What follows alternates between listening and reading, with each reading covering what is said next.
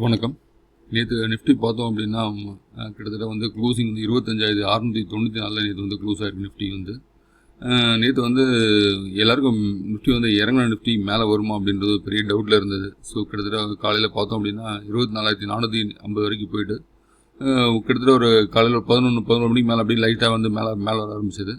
ஆனால் நம்ம எதிர்பார்ப்புக்கு வந்து என்ன எப்படி இருந்தது அப்படின்னா 25,600 650 வரைக்கும் வரும் அப்படின்னு எதிர்பார்த்தோம். ஆனால் 25,700 அப்படின்றது நல்ல ஒரு க்ளோசிங் இருந்தது. நிஃப்டி கொடுத்துருக்கு. ஓப்பன் ஆனது வந்து 25,617 ஓப்பன் ஆச்சு. ஹை வந்து 25,715, லோ வந்து பார்த்தோம் அப்படின்னா 25,450 நேற்று க்ளோஸ் ஆச்சு. அதே மாதிரி நிஃப்டி ஏறின அளவு பார்த்தா நெக்ஸ்ட் நிஃப்டி பெரிய அளவில் ஏறவே இல்லை. மார்க்கெட்டில் வந்து நிறைய பங்குகள் வந்து கிட்டத்தட்ட வந்து நேற்று வந்து இறக்கம் தான். Mid cap and small cap பெரிய லெவலில் வந்து நேற்று அடின்னு சொல்கிற அளவுக்கு தான் நேற்று மார்க்கெட்டில் இருந்தது. கிட்டத்தட்ட பார்த்தோம் அப்படின்னா வெறும் 95 புள்ளிகள் ஒன்று தான் இருந்தது. நிஃப்டி பார்த்தா 120 புள்ளிகள் ஏறி இருக்குது. இன்றைக்கி நிஃப்டி கிட்டத்தட்ட ஒரு 200-250 பாயிண்ட் கிட்டத்தட்ட ஏறி இருக்கணும். ஆனால் அந்த வால்யூமும் வரல, இதுவும் வரல, பெரிய அளவில் வரல. நேற்று வந்து லோ வந்து பார்த்தா 69,36 கிட்ட போயிட்டு ஹை வந்து 69,758, க்ளோசிங் பார்த்தோம் அப்படின்னா 69,666 லெவலில் நேற்று நிஃப்டி க்ளோஸ் ஆகிருக்கு. அதே மாதிரி பேங்க் நிஃப்டி நேற்று பெரிய லெவலில் வந்து நேற்று வந்து ஏற்றம் கொடுக்கல. நேற்று பேங்க் நிஃப்டி பார்த்தா அப்படி ஒரு 200 புள்ளிகள் தான் நேற்று ஏற்றம் கொடுத்தது. அதுவும் கடைசி டைமில் பார்த்தா தான் நேற்று இது வந்து மார்க்கெட்டில் வந்து ஏற்றம் கொடுத்ததுன்னு சொல்லலாம். பேங்க் நிஃப்டி பார்த்தா லோ பார்த்திங்கன்னா 57,600 கிட்ட வந்துட்டு ஹை பார்த்தோம்னா 58,187, ஓப்பன் வந்து பார்த்திங்கன்னா 57,900, க்ளோசிங் வந்து 58,188 வந்தது. அதே மாதிரி மார்க்கெட்டில் வந்து பார்த்தோம் அப்படின்னா ஹை வந்து 59 பங்குகள் தான். லோ பார்த்தீங்கன்னா 3 மடங்கு அதிகமாக இருக்குது. கிட்டத்தட்ட 146 பங்குகள். அப்பர் சர்க்கியூட் ஒரு 5, லோவர் சர்க்கியூட் ஒரு 3 தான். அதே மாதிரி அட்வான்ஸ் 1555, 1554 பங்குகள் வந்து டிக்ளைன்ஸாக இருந்தது. சரிக்கு சமமாக வந்து டிக்ளைன்ஸ் நேற்று. ஸோ மார்க்கெட் வந்து பெரிய அளவில் எஃபெக்டாக வந்து மார்க்கெட் வந்து நேற்று இல்லைன்னு சொல்கிறது தான் இருந்தது. ஆனால் இருந்தாலும் வந்து அமெரிக்காவோட ட்ரேட் டீல் வந்து நேற்று வந்து நியூஸ் வந்தது. அதே மாதிரி பார்த்தோம் அப்படின்னா ரெண்டாவது வந்து பீகாரோட எலெக்ஷன் ரிசல்ட்டு, அதனுடைய எக்ஸிட் போல் ரிசல்ட் வந்து நேற்று வரதாக இருந்தது. நேற்று ஒரு 6-7 மணிக்கு மேலே எக்ஸிட் போல் வந்தது. எல்லாருமே எதிர்பார்த்த மாதிரி தான் வந்தது. எல்லா டிவி சேனல்ஸ் கிட்டத்தட்ட 6-7 டிவி சேனல்ஸ் எல்லாருமே என்டிஏ கவர்மெண்ட் தான் வந்து திரும்ப கவர்மெண்ட் ஃபார்ம் பண்ணும் அப்படின்னு சொல்லியிருக்காங்க. ஸோ இது வந்து எல்லாரும் எதிர்பார்த்து தான். ஸோ இது வந்து இன்றைக்கும் சந்தை வந்து நேற்று ரியாக்ட் பண்ண சந்தை இன்றைக்கி வந்து ஒரு பெரிய அளவு ரியாக்ட் பண்ணுறதுக்கான வாய்ப்புகள் உண்டு. ஏன்னா எக்ஸிட் போல் ரிசல்ட் வந்த பிறகு இன்றைக்கி ரியாக்ட் பண்ணுறதுக்கான வாய்ப்புகள் உண்டு. இன்றைக்கி வந்து நேற்று நிஃப்டி முடிஞ்சதை பார்த்தோம் அப்படின்னா 25,694 கிட்ட முடிஞ்சிருக்கு. ஸோ இன்றைக்கி ஒரு 150லேருந்து ஒரு 200 புள்ளிகள் கிட்ட ஏற்றம் கொடுக்கக்கூடிய வாய்ப்புகள் உண்டு. கிட்டத்தட்ட இன்றைக்கி வந்து 25,800லேருந்து 900 புள்ளிகள் கிட்ட நமக்கு வந்து போகக்கூடிய வாய்ப்புகள் உண்டு. 850லேருந்து 900 புள்ளிகள் முடியலாம். 25,850 25,900 கிட்ட வந்து இன்றைக்கி முடியக்கூடிய வாய்ப்புகள் வந்து நிஃப்டியை பொறுத்த வரைக்கும். நேற்று நல்ல ஒரு கேண்டில் ஃபார்மேஷன் கொடுத்துருக்கு நிஃப்டியை பொறுத்த வரைக்கும். ஸோ அதனால் இன்றைக்கும் வந்து கிட்டத்தட்ட வந்து நம்ம எதிர்பார்க்குறது வந்து 25,850லேருந்து 25,900 இன்றைக்கி வந்து நிஃப்டி நான் எதிர்பார்க்குறேன். அதே மாதிரி நேற்று செக்டர் வைஸ் பர்ஃபார்மன்ஸ் பார்த்தோம் அப்படின்னா பெரிய அளவில் வந்து எந்த ஒரு செக்டர் வந்து பெருசாக ஏறல. நிஃப்டி ஐடி மட்டும் ஒரு 1.2%, ஒரு ஆட்டோ ஒரு 1%, மீதி எல்லாமே பார்த்தா ஸ்லைட்டாக வந்து ஏறினது. அதே மாதிரி பிஎஸ்சி பேங்க் நேற்று வந்து 0.39%, ரியாலிட்டி 0.116, 0.12%, ஃபின்சோ, அதாவது மீடியா ஃபார்மா இதெல்லாம் பார்த்தீங்க அப்படின்னா கிட்டத்தட்ட எல்லாமே வந்து மைனஸில் இருந்தது. ஆனாலும் அந்த நிஃப்டி ஐடி ஆட்டோ எடுத்துக்கிட்டால் கூட அதுலேயும் வந்து பெரிய அளவில் வந்து நேற்று வந்து பங்குகள் வந்து ஏற்றம் கொடுக்கல. பார்த்தோம் பாரத் ஃபோர்ஜ் ஒரு 5% ஏதும், மதர்சன் 2%, அசோக் லேலண்ட், மகேந்திரன் மீதி எல்லாமே ஸ்லைட்டாக தான் நேற்று. பங்குகளில் வந்து ஃபோர்ஸான வேகம் வந்து வாங்கக்கூடிய வேகம் இல்லை. அதேமாதிரி நேற்று வந்து எஃப்ஐஸில் வந்து கிட்டத்தட்ட ஒரு 850 கோடி கிட்ட நேற்று வந்து செல்லிங் சைடில் இருந்திருக்கிறாங்க. நேற்று பார்த்தோம் அப்படின்னா 803 கோடியும் ஒரு 803 கோடி வரைக்கும் வந்து நேற்று வந்து செல் பண்ணியிருக்காங்க. டிஐஸ் பார்த்தோம் அப்படின்னா 2,188 கோடி வரைக்கும் நேற்று வாங்கியிருக்காங்க. அதையும் பார்த்தோம் குறிப்பாக வந்து Q2 ரிசல்ட் வந்து நேற்று நைட்டு வந்து ஏதாவது ஈவினிங் டைம் வந்து ரிசல்ட் வந்து பிஎஸ்சி நல்லா கொடுத்துருக்காங்க, டிரான்ஸ்ஃபர் லைட்டிங் நல்லா கொடுத்துருக்காங்க, பெல்ரைஸ் நல்லா வந்திருக்கு. நிறைய கம்பெனி வந்து Q2 ரிசல்ட் நல்லா தான் கொடுத்துருக்குறாங்க. அதே மாதிரி பார்த்தோம் அப்படின்னா அதானி என்டர்பிரைஸஸோட ரைட்ஸ் இஷ்யூ வந்து வராங்க. அது வந்து ரெக்கார்ட் டேட் வந்து 17 நவம்பர் கொடுத்துருக்குறாங்க. இஷ்யூ சைஸ் வந்து 24,930 கோடி இஷ்யூ சைஸ் கொடுத்துருக்காங்க. ஒரு அந்த ரைட்ஸ் இஷ்யூவோட ப்ரைஸ் வந்து 1,800 per ஷேர் கொடுத்துருக்காங்க. 25 ஷேர் யாராவது வச்சுருக்காங்களோ அவங்களாம் 3 ஷேர் வந்து கொடுக்குறதா வந்து சொல்லியிருக்காங்க. 25 ஷேர் வந்து அதானி என்டர்பிரைஸஸ் இருந்தால் அவங்களுக்கு வந்து ஒரு 3 ஷேர் வந்து ரைட் இஷ்யூவில் கிடைக்கக்கூடிய வாய்ப்புகள் உண்டு. இப்போ வந்து இது அதானி என்டர்பிரைசஸ் பார்த்தோம் அப்படின்னா 2300 2200 இருக்குது. ஸோ ஒரு கிட்டத்தட்ட ஒரு 500 ரேஞ்சில் கம்மியாக கிடைக்கும்னு வச்சுக்கோங்க. ஒரு 3 ஷேர் விட 1500 விட அவங்களுக்கு ப்ராஃபிட் வாய்ப்பு உண்டு ரைட் இஷ்யூவில். கிட்டத்தட்ட ஒரு அது 25 ஷேருக்கு 25 ஷேருக்கு 3 ஷேர் கொடுக்குறோம்னு சொல்லியிருக்காங்க அதானி என்டர்பிரைசஸ் பொறுத்த வரைக்கும். 2022 பிறகு வந்து பெரிய லார்ஜ் ஸ்கேலில் வர ரைட்ஸ் இஷ்யூ இது. ஸோ அதுக்கு அடுத்து பார்த்தோம் அப்படின்னா செபி வந்து பார்த்தோம் அப்படின்னா நிறையா வந்து வார்னிங்ஸ் கொடுத்துக்கிட்டே இருக்காங்க. என்னென்ன வார்னிங்ஸ் நேற்று கூட நிறையா வார்னிங்ஸ் கொடுத்துருந்தாங்க. குஜராத் சைடில் நேற்று கிட்டத்தட்ட வந்து ஒரு அக்கௌண்ட்ஸ் ஹேண்ட்லிங் பண்ணுறோம் அப்படின்னு சொல்லி ஒரு சில நிறுவனங்கள் வந்து அக்கௌண்ட் ஹேண்ட்லிங் பண்ணுறது அவங்ககிட்ட அக்கௌண்ட்ஸ் ஹேண்ட்லிங் வந்து வாங்கி கிட்டத்தட்ட ஒரு 150 கோடி ரூபாய்க்கு கிட்ட 150 கோடி சொல்கிறாங்க. அது எவ்வளோன்னு தெரியல, பெரிய லெவலில் இருக்கலாம் எனக்கு தெரிஞ்ச வரைக்கும். அக்கௌண்ட் ஹேண்ட்லிங் பண்ணுறேன்னு சொல்லி வாங்கி கிட்டத்தட்ட நிறைய பெரிய லெவலில் வந்து லாஸ் பண்ணுறாங்கன்னு சொல்லி இது பண்ணுறாங்க. அதே ஃபர்ஸ்ட் ஆஃப் ஆல் நீங்கள் நம்மளுடைய இது நீங்கள் புரிஞ்சுக்கணும். என்னென்னா அக்கௌண்ட் ஹேண்ட்லிங் பண்ணுறாங்கவங்க எப்படி பண்ணுவாங்கன்னு முதல்ல நீங்கள் வந்து தெரிஞ்சுக்கோங்க. ஒருத்தர் ஒரு அக்கௌண்ட்டை பார்க்குறதே பெரிய விஷயம். அதுவும் மார்க்கெட் டைமில் நீங்கள் ஒரு அதாவது இப்போ நீங்கள் வந்து நிஃப்டியோ சென்செக்ஸ் கால் எடுத்துருக்கீங்கன்னு வச்சுக்கோங்களேன். உங்கள் நிஃப்டி சென்செக்ஸ் காலை நீங்கள் பார்த்து நீங்கள் போகிறதுக்குள்ளேயே அது வந்து இறங்கிடும். ஓகேவா? அவர் எப்படி 10 அக்கௌண்ட் ஹேண்டில் பண்ணுவார் முதல்ல நீங்கள் வந்து கெஸ் பண்ணுறீங்க. முதல்ல நீங்கள் அது அங்கேயே ஒரு பிரச்சனை இருக்குது. நீங்கள் அவர் ஏதோ நம்ம பண்ணுறத விட அவர் பெருசாக பண்ணுவார். உங்களுக்கு நீங்கள் நம்ம கொடுக்குற அலர்ட் கொடுக்குற இதை நம்ம கரெக்டாக ஃபாலோ பண்ணாலே நம்மளே கரெக்டாக பண்ணலாம். அவங்ககிட்ட அக்கௌண்ட் ஹேண்டில் கொடுத்து நம்ம அக்கௌண்ட்டை கூட அவங்ககிட்ட கொடுத்துட்டு நம்ம பாஸ்வேர்டு கொடுத்துட்டு நம்ம காசு அவங்க என்ன பண்ணுறாங்க நம்ம இதுக்கு அந்த இது பண்ணணும்.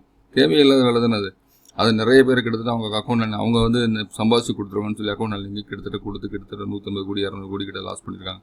பெரிய லெவல் லாஸ் நிறைய நடந்துக்கிட்டு தான் இருக்குது.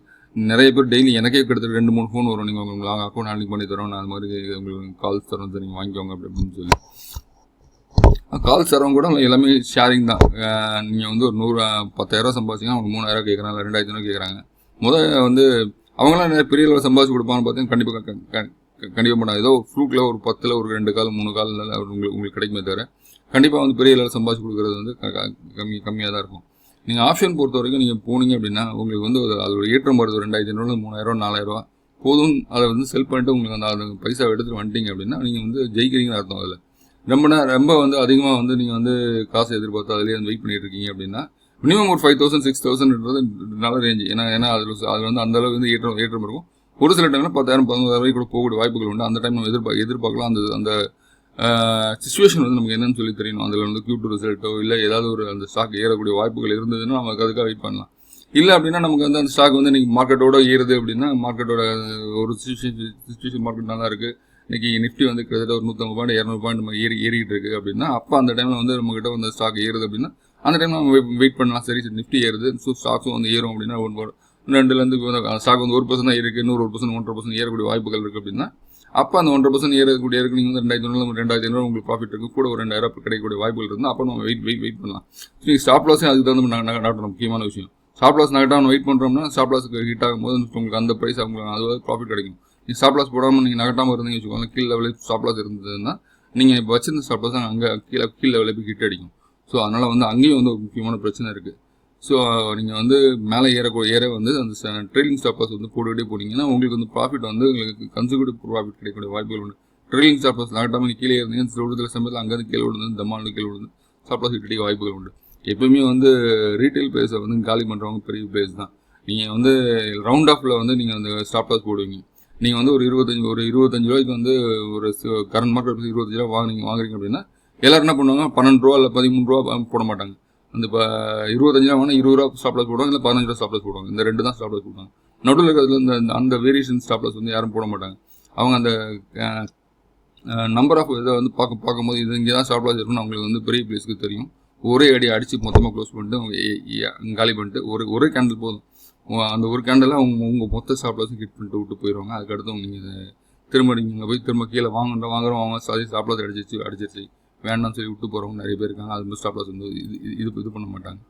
ஸோ அதனால் நிறைய நடந்துகிட்டு இருக்குது இப்போ அந்த மாதிரி ஸ்கேம்ஸு. ஸோ அவங்க அதே மாதிரி கிளாஸ் எடுக்கிறாங்கன்னு சொல்லி செபி வந்து அதே மாதிரி NSM சர்டிஃபிகேட் வந்து ஃபேக் சர்டிஃபிகேட் தராங்கன்னு சொல்லி நேற்று செபி வந்து அவங்க அதுவும் சொல்லியிருக்காங்க. ஸோ NSM சர்டிஃபிகேட் வாங்குறதுக்கு செபியில் போய் அந்த வெப்சைட்டில் போய் ரெஜிஸ்டர் பண்ணி அதுக்கான நீங்கள் வந்து எக்ஸாம் எழுதுனீங்கன்னா ஓகே. அதை விட்டு நான் வெளியே தனியார் ப்ரைவேட்டில் NSM சர்டிஃபிகேட் கொடுக்குறாங்க சொல்லி யாரை காசு கொடுத்து வாங்குறீங்க அப்படின்னா அதெல்லாம் வந்து பிரயோஜனப்படாது. முதல்ல அதெல்லாம் அதுவும் யோசிச்சுக்கோங்க. அதே மாதிரி நிறைய பேர் வந்து கிளாஸ் எடுக்கிறோம் 5000 கூட ஒரு கிளாஸ் 5000 ஆப்ஷன் கிளாஸ் எடுக்கிறோம்னு சொல்லி 5000 3000 வாங்கிட்டு கிளாஸ் எடுத்தால் ஓகே. ஒரு சிலர் வந்து 50,000 25,000 30,000 ஆப்ஷன் கிளாஸ் எடுக்கிறேன்னு சொல்லி சொல்கிறாங்க. மொதல் ஆப்ஷன் கிளாஸில் ஒரு லெவல் ஆஃப் ஆப்ஷன் கிளாஸ் தான் நமக்கு புரியுமே தவிர கிட்டத்தட்ட வந்து பெரிய லெவல் அவங்க ஆப்ஷன் கிளாஸ் அவங்க எடுத்தாலும் நமக்கு புரியாது. முதல்ல முக்கியமான விஷயம் காசு கொடுத்து கட்டி படிச்சும் பிரயோஜனம் கூடாது. ஆல்ஃபா பீட்டா இதெல்லாம் வந்து நிறைய பெரிய படிப்பு இருக்கும். அவங்க அது வந்து கிட்டத்தட்ட வந்து பெரிய லெவலில் எம்பிஏ ஃபினான்ஸ் எம்பிஏ ஸ்டூடெண்ட்ஸ் படிப்போம். அவங்க அந்த மாதிரி ஸ்டூடெண்ட்ஸ் படிக்கிறவங்களுக்கு நம்ம மாதிரி ரீட்டைல் பீப்புள்ஸ் வந்து நம்ம கிட்டத்தட்ட சின்ன லெவல் பீப்புள் போய் அதை போய் ரொம்ப டீப்பாக படிக்கணுன்றது ஒரு அவசியம் கிடையாது. அந்த இடத்துல படித்தாலும் நமக்கு வந்து அந்த டெப்த் வராது முதல்ல. ஸோ படிக்கிறது நல்லது தான், நான் இல்லைன்னு சொல்லலை. அதுக்கு காசு கட்டி படிக்கிறத விட நிறையா வந்து இன்றைக்கி வந்து யூடியூப் சேனல்ஸ் இருக்குது, நிறையா வந்து வெப்சைட்ஸ் இருக்குது நீங்கள் படிக்கிறதுக்கு. ஸோ இதிலே வந்து நீங்கள் படிக்கலாம். அவங்ககிட்ட போய் காசு கொடுத்து படிக்கிறத விட இங்கே உங்களோட தேடல் அதிகமாக இருந்ததுன்னா இங்கே நீங்கள் அதிகமாக படிக்கலாம்ன்றது முக்கியமான விஷயம். ஏன்னா அவங்ககிட்ட ஒரு 50,000 60,000 போட்டால் இங்கே நீங்கள் என்ன அந்த யூடியூப் சேனல்லையும் ஒரு சில நல்ல யூடியூப் சேனலாக இருக்குது. அதில் கற்றுக்கிடாத இதெல்லாம் கூட அவங்க கற்று தர மாட்டாங்க. எனக்கு தெரிஞ்ச முக்கியமான விஷயம் அதில். அதே மாதிரி பார்த்தோம் அப்படின்னா நேற்று வந்து நிஃப்டி சைடு வந்து 41 பங்குகள் வந்து நேற்று பாசிட்டிவாக இருந்தது. நெகட்டிவ் வந்து 66 புள்ளிகள் நேற்று வந்து இறக்கம். ஸோ இதில் வந்து கான்ட்ரிபியூட் பண்ண பங்குகள்னு பார்த்தா 41 பங்குகள் 9 பங்குகள் வந்து நேற்று இறக்கத்தில் இருந்தது. நேற்று நிஃப்டி பொறுத்த வரைக்கும் HDFC bank, ICICI, Infosys, Mahindra, Bharti Airtel, LNT, HCL tech இதெல்லாம் வந்து நேற்று ஏற்றத்தில் இருந்த பங்குகளாக இருந்தது. நெக்ஸ்ட் நிஃப்டி பார்த்தோம் அப்படின்னா பெரிய லெவலில் நேற்று வந்து நெக்ஸ்ட் நிஃப்டி ஏறவே இல்லை. ஒரு 100 புள்ளிகள் மட்டும் தான் ஏற்றது இருந்தது. அது பார்த்தீங்கன்னா தெரியும். பிரிட்டானியா நேற்று முக்கியமான பங்குகள் நேற்று விழுந்திருந்தது. சொன்ன மாதிரி Britannia, Bajaj holding, Bajaj finance, Divis lab, India hotel, Cholamandalam finance, Bosch, Havells இந்த பங்குகள் முக்கியமான பங்குகள்லாம் நேற்று வந்து பெரிய லெவலில் கீழே விழுந்ததுனால ஸோ அதனால் வந்து நேற்று வந்து நிஃப்டி வந்து பெரிய அளவில் வந்து நெக்ஸ்ட் நிஃப்டி ஏறவே இல்லை. இதுவரை கான்ட்ரிபியூட் பண்ண Indigo, BPCL, HAL, Varun beverage, Motherson, Adani என்சூல், IOC, டிமார்ட், ஸோ இந்த காத்ரேஜ் கன்சூமர் ப்ராடக்ட், வேதாந்தா, பிடிலைட் இதுவும் மட்டும்தான் வந்து பார்ட்டிசிபேட் பண்ணாங்க. கிட்டத்தட்ட வந்து பார்த்தீங்கன்னா 507 புள்ளிகள் வந்து ஏற்றம் இருக்குது. இதில் 324 புள்ளிகளை வந்து இறக்கி தள்ளிட்டாங்க. ஸோ அதில் வந்து பார்த்தீங்க அப்படின்னா கிட்டத்தட்ட ஒரு 150 புள்ளிகள் மட்டும் தான் நேற்று ஏற்றத்தில் இருந்திருக்காங்க. ஸோ அதே மாதிரி பார்த்தோம் அப்படின்னா நிஃப்டி 500 வந்து நேற்று ஸ்டாக்ஸ் எடுத்து பார்த்துக்கலாம். நேற்று வந்து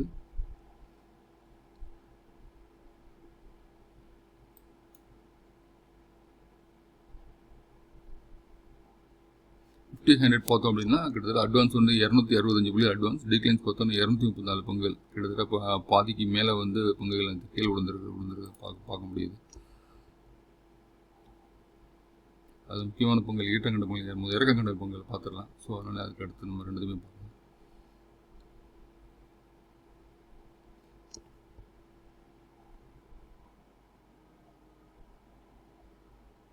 ஸோ நேற்று காரில் இந்த டிரான்ஸ்ஃபார்மர்ஸ் இந்தியா நேற்று ஒரு 10% இருக்குது. HBL இன்ஜின் முதல் நாள் 10% ஏறிந்து நேற்று வந்து இறங்கி தள்ளிட்டாங்க. பஜாஜ் ஃபினான்ஸ் ஒரு 7%, பஜாஜ் ஃபின்ஸ் ஒரு 6%, நியூலாண்ட் லேபரேட்டரிஸ் 5%, எலக்ட்ரா ஒரு 5%, மேப்மை இந்தியா ஒரு 4%, மேப்கான்ஸ், Emcure, KIMS, Sapphire, Whirlpool, Force motor, Bajaj holding, கிட்டத்தட்ட பஜாஜ் அந்த பங்குகள் அத்தனையுமே கீழே வந்திருக்கு. CCL, சென்ட்ரல் பேங்க், அதாவது ஒரு வாரத்துக்கு முன்னாடி என்ன பங்குகள்லாம் ஏறிச்சோ நேற்று ஏறின பங்குகள்லாம் நேற்று அடி வெளுத்து வாங்கிட்டாங்க பார்த்து நல்லா தெரியுது. ஸோ பார்த்தீங்க அப்படின்னா CCL கண்டினியூ ஏறின பங்கு அதெல்லாம் வந்து நேற்று உரைச்சி தள்ளிட்டாங்க. அதே மாதிரி Ramco cement, Ola, Britannia, Pfizer இந்த நிறுவன பங்குகள் நேற்று வந்து இதில் இருந்திருக்கு. ஸோ இதுதான் நேற்று மார்க்கெட் பொறுத்த வரைக்கும். தொடர்ந்து நம்ம யூடியூப் சேனல் பாருங்கள், முக்கியமான தகவல்கள் உங்களுக்கு கிடைக்கும். அதே மாதிரி வீக்லி ஃப்ரைடே ஆஃப்டர் மார்க்கெட்டுக்கு வந்து பார்த்தோம் அப்படின்னா பெரிய அளவில் ஏற்றம் கொண்ட பங்குகள், இறக்கம் கொண்ட பங்குகள், அதே மாதிரி அடுத்த வாரத்துக்கு பிரேக் அவுட் ஸ்டாக்ஸ் ஒரு 5 ஸ்டாக்ஸு. ஸோ இது மாதிரி நிறையா வந்து யூஸ்ஃபுல்லான ஒரு தகவல்கள் உங்களுக்கு கிடைக்கக்கூடிய வாய்ப்புகள் உண்டு. நம்ம யூடியூப் சேனல் சப்ஸ்கிரைப் பண்ணுங்கள். அதே மாதிரி டிஸ்கிரிப்ஷனில் வாட்ஸ்அப் லிங்க் இருக்குது. யாராவது வாட்ஸ்அப் குரூப் ஜாயின் பண்ண ஐடியா இருந்தால் வாட்ஸ்அப் குரூப் ஜாயின் பண்ணுங்கள். டெய்லி அப்டேட்ஸ் வந்து உங்களுக்கு கிடைக்கக்கூடிய வாய்ப்புகள் உண்டு. தேங்க்யூ.